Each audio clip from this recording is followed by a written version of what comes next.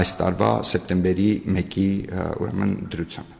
Այս թվային ասման գործիքան կազմը վարորդական վկայականի հետ կապված սրանով ինչ խնդիր ենք լուծում, միայն այն, որ եթե վարորդների մոտ փաստացի չի լինում վկայականը,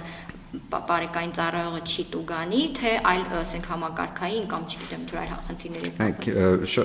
Շատ կարևոր հարցադրում եք անում, երկու հիմնական խնդիր ենք լուծում։ Առաջինը դա ծառայության մատուցման որակի բարձրացումն է, սրանով մենք ուրեմն նվազեցնում ենք, հնարավորինս նվազեցնում ենք այն վարչարական բեռը, որ կարող է առաջանալ ուրեմն վարչական մարմնում ունենալով թվային վիճակում այս ամբողջ տեղեկատվությունը վարչական մարմինը կարող է այն ավելի դյուրին կիրառել դեպի վիճակագրության եւ այլ նպատակներով եւ երկրորդը մեր բոլոր ծառայությունները ավելի թվային միջավայրում մատուցելու գաղափարն է, որպեսզի հետագայում այլ վարչարական գործողությունների համար օգտագործելիս քաղաքացիները կարողանան, ասենք, բազայում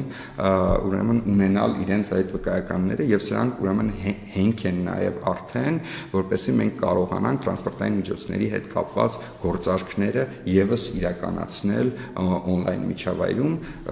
չհասանք այդտեղ եւս մեկ նախաձեռնություն ունենք այս մասով, ճանապարհային երթևեկության անվտանգության մասին օրենքում փոփոխությունների փաթեթը, որը եւս կառավարության կողմից հաստատվել է եւ ուղարկվել է խորհրդարան, որը նախատեսում է հիմքեր, որպեսզի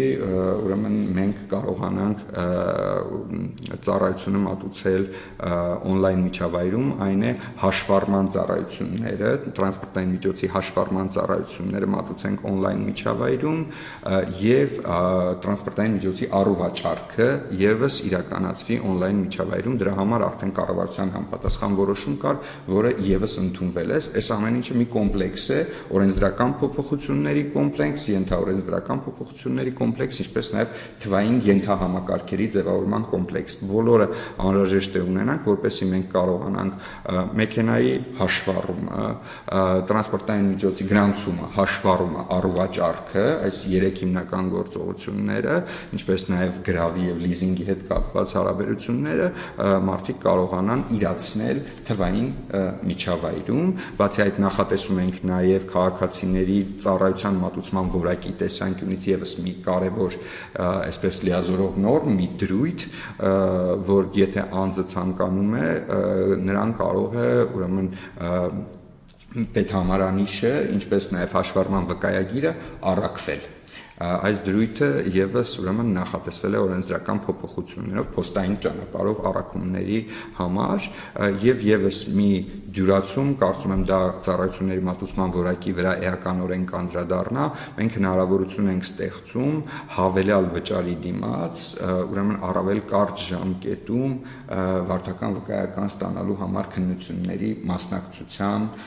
համար, որովհետեւ ներկայիս գործող կարգավորումներով, երբ որ անձը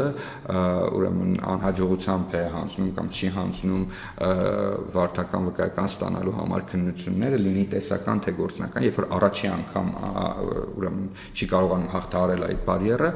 նա կարող է միայն 7 օր անց ուրեմն մասնակցել նոր քննությանը, իսկ եթե երկրորդ անգամ եւ հաջորդական անգամներ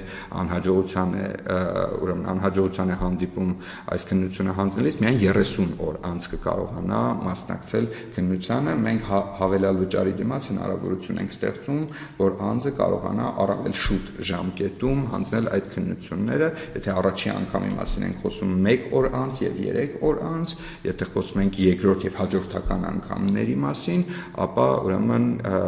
1 շաբաթ անց եւ 2 շաբաթ անց։